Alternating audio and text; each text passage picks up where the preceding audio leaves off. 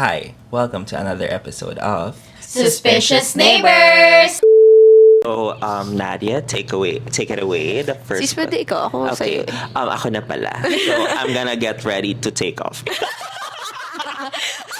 Mag-December na sis. So, the first question for you is, who is, apart from us knowing you, Okay. who is Aliana Dolina? If you could give us like an in-depth breakdown of who you are as a person. Siguro sa family muna. Okay.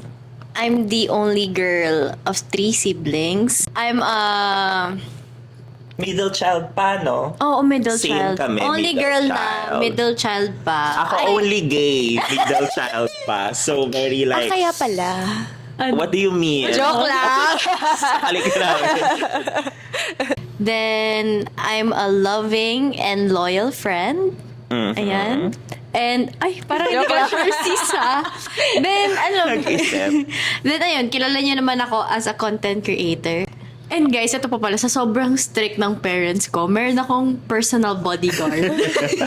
Binigyan ka na nga ng dog no? Oo. Tapos nabigyan ka pa ng bodyguard. Actually, all around siya. Pero ang taray ng bodyguard mo parang it's giving 90s kind of love kasi naging kayo.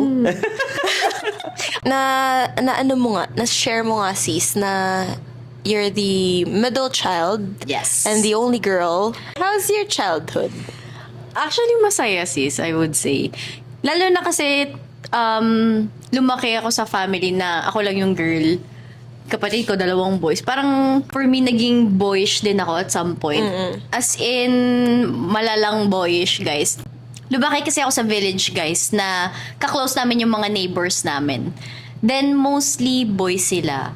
Then, ako nga lang yung only girl. As in, nakikipagsabakan talaga ako sa mga games, sis. As in, Talagang competitive ka. Oo, competitive talaga ako. Feeling ko doon nang galing yung pagiging competitive ko. Oo. Lalo na sa mga games na yun, yung mga bangsak, Sekyo base. Wala. Actually, grateful din ako kasi yung mga bata ngayon, I would say, hindi na nila nararanasan yung ganyan yung makikipaglaro sa labas. Oo. More on kasi phone na lang, gadgets. Kaya, ayun, grateful din ako na na-experience ko yun. And hindi kasi lahat ng bata, ayun, lumaki na kaklose nila yung neighbors nila. Totoo. Kaya masaya guys, kasi ang dami-dami naming mga kids dun sa street namin. Sabay-sabay kami lumaki.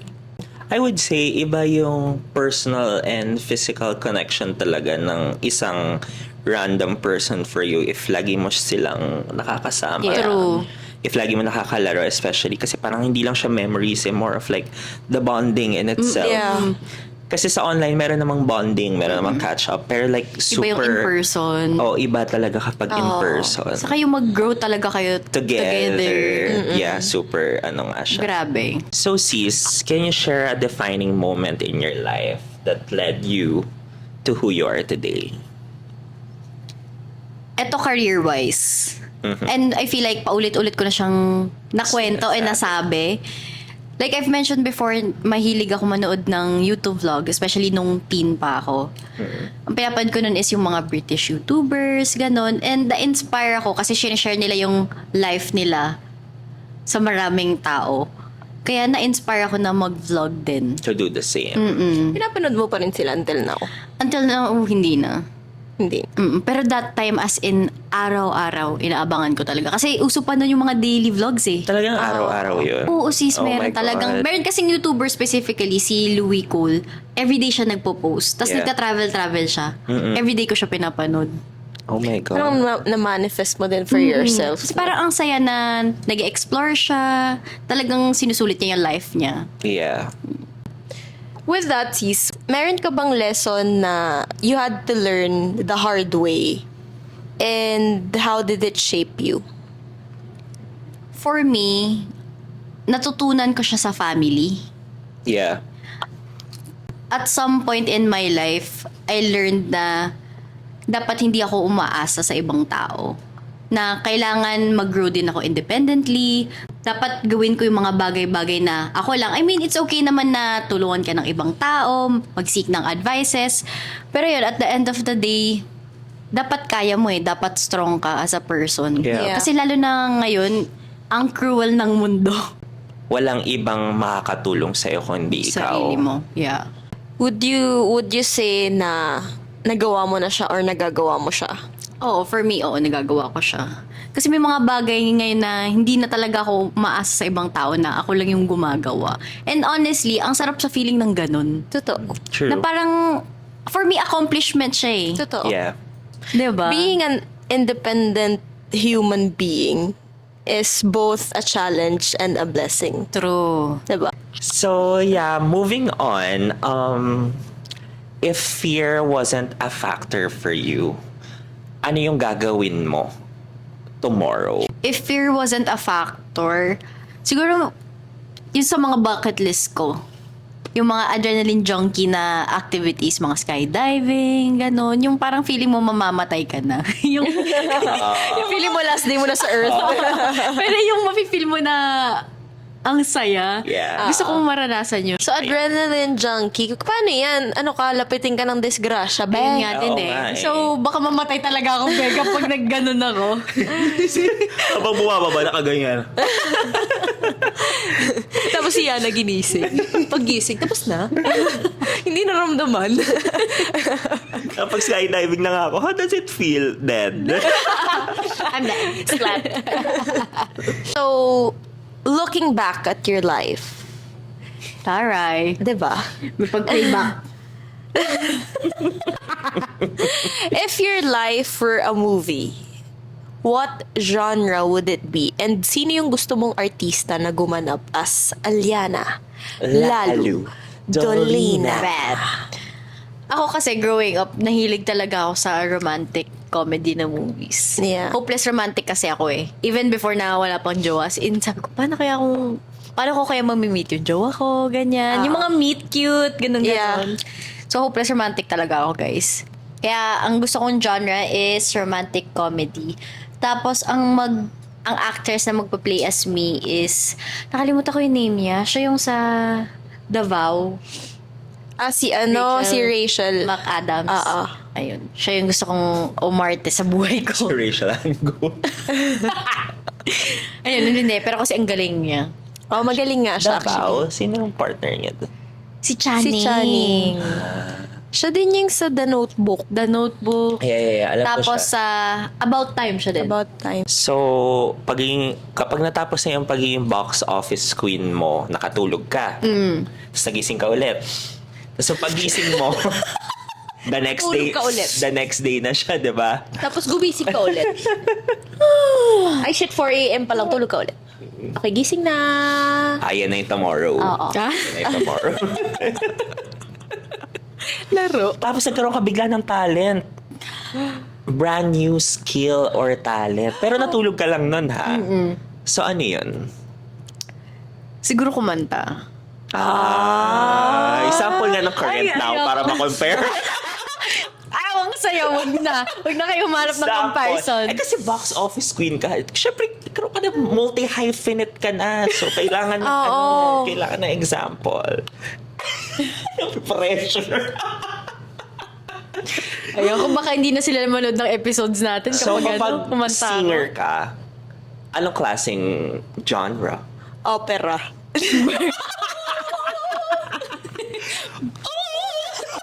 Parang naipit lang eh. Hindi, ang gusto kong genre, parang bossa nova na jazz. Parang Mala City. Oo, si Doon. City. We're down to our last question. Tan-tananan. And for the last question, This is the last question. ring light. Oof. Gumaganon pala yung ring light. Kailangan. Who inspires Aliana? Yung soprano ka. kasi bigla. Opera eh. Iniisip. Nakakatawa.